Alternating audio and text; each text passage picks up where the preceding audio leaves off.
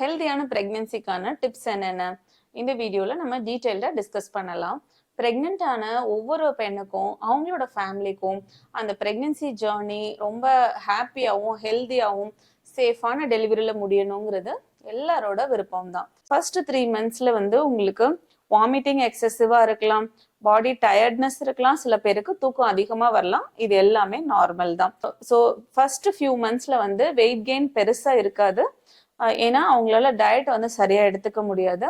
Versus weight loss ஏற்படாம பாத்துக்க வேண்டியது ரொம்ப முக்கியம். ஸோ இந்த பிரெக்னன்சி சேஞ்சஸ் எல்லாம் தாண்டி வரோம் அப்படின்னா நம்ம அந்த 12th வீக்ல என்டி ஸ்கேனுங்கிற ஒரு ஸ்கேன் சஜஸ்ட் பண்றோம். அது பேபியோட நரம்பு மண்டலம் நல்லா டெவலப் ஆயிருக்கா, ஏதாவது ப்ராப்ளம் இருக்க வாய்ப்பு இருக்கான்னு இதன் மூலமா தெரிஞ்சுக்கிறோம்.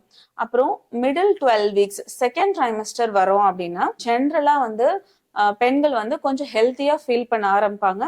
பிரெக்னென்ட் ஆகி கொஞ்சம் கம்ஃபர்டபுளா ஃபீல் பண்ண ஆரம்பிக்கிறதுனால ஃபுட் இன்டேக் இம்ப்ரூவ் ஆகும், அவங்களோட ஸ்ட்ரெஸ் லெவல் கொஞ்சம் குறையும், அண்ட் பிரெக்னன்சி பத்தி கொஞ்சம் ஃபீல் பண்ண ஆரம்பிப்பாங்க. அப்பதான் கொஞ்சம் வயிறு அதிகரிக்கும், பிரஸ்ட் சேஞ்சஸ் ஏற்படும், ஸ்கின் சேஞ்சஸ் எல்லாம் கூட ஏற்படும். இந்த மாதங்கள்ல தான் பேபியோட மூவ்மெண்ட்ஸ் ஃபீல் பண்ண ஆரம்பிப்பாங்க. இதை நாம சயின்டிபிக்கா குவிக்கனிங் அப்படின்னு சொல்றோம். முதல் டைம் பிரெக்னெண்டா இருந்தா ஒரு 20-22 வாரத்துல இந்த ஃபீலிங் கிடைக்கும்.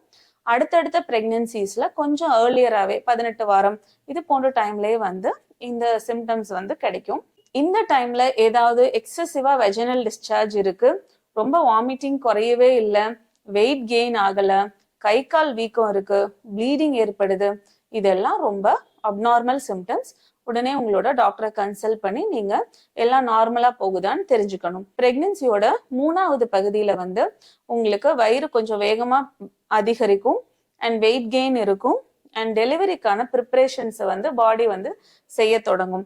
சில பேருக்கு சீக்கிரமா டெலிவரி ஆகலாம். ஸோ உங்களுக்கு பெயின் இருக்கு, இல்லை ஏதாவது வாட்டர் லீக் மாதிரி ஃபீல் இருக்கு, ப்ளீடிங் இருக்கு, மூமெண்ட்ஸ் கம்மியா இருக்கு, வயிறு நல்லா பெருசான ஃபீல் இல்லை அப்படின்னா இதெல்லாம் நீங்க டாக்டரை இம்மீடியட்டா சந்திக்க வேண்டியதுக்கான காரணங்கள். Otherwise through out the pregnancy at least monthly ஒரு செக்அப் போய்க்க வேண்டியது ரொம்ப அவசியம். கவர்மெண்ட் உங்களோட பிரெக்னன்சியை ட்ராக் பண்றதுக்கு பிக்மின்னு ஒரு நம்பர் கொடுக்குறாங்க. இதை ரெஜிஸ்டர் பண்ணீங்கன்னா தான் கவர்மெண்ட்லயோ பிரைவேட்லயோ டெலிவரி ஆனா நம்மளுக்கு பேபிக்கு பர்த் சர்டிபிகேட் கிடைக்கும்.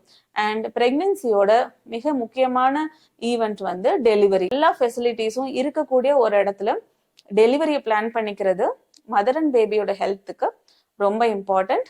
Coming to last part, post delivery care. Delivery அப்ப எக்ஸசிவா ப்ளீடிங் ஆயிருந்திருக்கலாம், இல்ல உங்களுக்கு டெலிவரி ரிலேட்டட் காம்ப்ளிகேஷன்ஸ் ஏதாவது இருந்திருக்கலாம். நல்ல சத்தான உணவு, iron folic supplements and calcium tablets எடுத்துக்கணும். எக்ஸ்க்ளூசிவா பேபிக்கு பிரெஸ்ட் ஃபீடிங் பண்ணணும் அண்ட் கிளீன் ப்ராக்டிசஸ் எல்லாம் ரொம்ப இருக்கணும். ஸோ இதெல்லாம் இருக்கு அப்படின்னா உங்களோட பிரெக்னன்சி ஜேர்னி ரொம்பவே ஹாப்பியா முடியறதுக்கு வாய்ப்புகள் இருக்கு.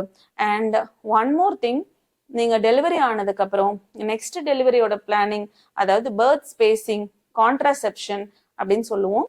கருத்தடை பிளான் பண்றீங்களா, இல்லைன்னா அடுத்த குழந்தை தள்ளி போடுறதுக்கு பிளான் பண்றீங்களா, இது எல்லாத்தையும் கூட நீங்க டெலிவரிக்கு அப்புறம் டிஸ்சார்ஜ் ஆகிற டைம்ல உங்களோட மருத்துவரை கன்சல்ட் பண்ணி தெரிஞ்சுக்கிட்டீங்கன்னா உங்களுக்கு ரிப்பீட்டட் அன்வான்ட் பிரெக்னன்சிஸ் எதுவும் ஏற்படுறாமையும் நம்ம தடுத்துக்கலாம்.